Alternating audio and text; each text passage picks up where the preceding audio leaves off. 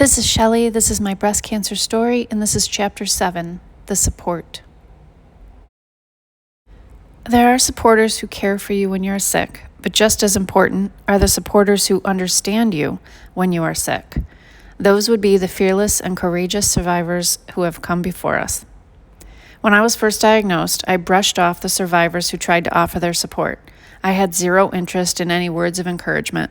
I felt completely alone and wanted to be left alone, as I felt more comfortable inside my bubble at home.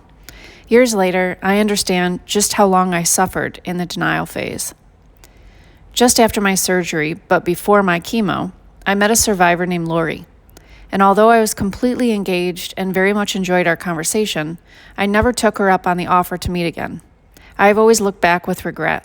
I truly believe that if I had formed a tighter bond with the people who knew firsthand what was happening to me, it would have made my times of struggle a little bit easier. In that first year, I also brushed off the color pink. I felt as if I had joined a cult unwillingly and was being swarmed by other members. Outside of meeting Lori, the first time I actually found myself thriving in the company of other survivors was in the chemo waiting room. This soon became my favorite part of that disgusting day. I don't mind the long wait before getting my reserved seat. When someone else in the waiting room would take off their hat and expose their bald head and then apologize for having a hot flash, everything in me wanted to scream, "Oh my God, me too." One woman told me that when she had a hot flash, it helped her to throw a bag of frozen veggies onto the back of her neck. She said it relieved some of the intense heat. Family members give you sympathy, but survivors give you solutions. Today, I wear pink clothes and accessories with pride. I have found this sisterhood of survivors to be an absolutely crucial part of my recovery and mental stability that will need lifelong upkeep. Because of my survivor sisters that I eventually let in, I learned how to cope during treatment, as well as how to live a life after that isn't defined by cancer. April 27th, 2014, Journal Dump number 29. I am on chemo treatment number 7. I have one more to go. I have had 4 AC chemo treatments so far, and this is my 3rd Taxol chemo. I watched a show on the History Channel last night about some Holocaust survivors who lived in a cave for over 500 days. In order to keep from getting caught, they slept 15 to 19 hours a day and didn't come out of the cave for 2 months. I watched the documentary in awe as these families fought for their lives. Now, there's no way for me to fathom what these people went through, but I can relate to fighting for my life, and I feel weak in comparison. I wish I had their strength and determination, but truthfully, I just want to sleep it away until this part of the treatment is over. Where is the nearest cave?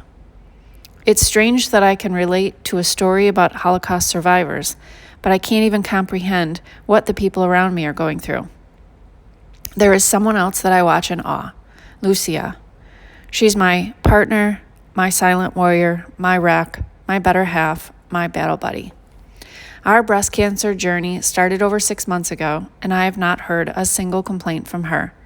She has been at every appointment and always manages to put a smiling face on and try to spread some positive light, even when I want the lights off. Now, I'm sure there are times when she thinks to herself that she would rather not go to yet another doctor appointment, but those thoughts are never shared. Where does that strength come from? The determination to keep fighting when I'm ready to give up, the constant, selfless giving of time and attention, never ever leaving my side because she knows how insecure I have become. Even just going to the store around the corner, she always goes with me because I don't like to be the first one in the door for fear that people will turn their head and look at me. She is undeniably one of a kind. The simple thank yous that I offer on a daily basis will never be enough. This is my path. I have no choice but to walk it. I wish I could run through this part or sleep through it, but on my worst days, it helps to remember how blessed I am for those people I have in my life who are walking the path beside me. They have a choice, and they choose to walk with me. The one thing about support that was hard to wrap my mind around was the people you assumed would stand by you during the most difficult time in your life found an exit and walked away. But the people I figured would have departed remained. Treatment after treatment, they stood tall, and I discovered that cancer is where you really find your circle.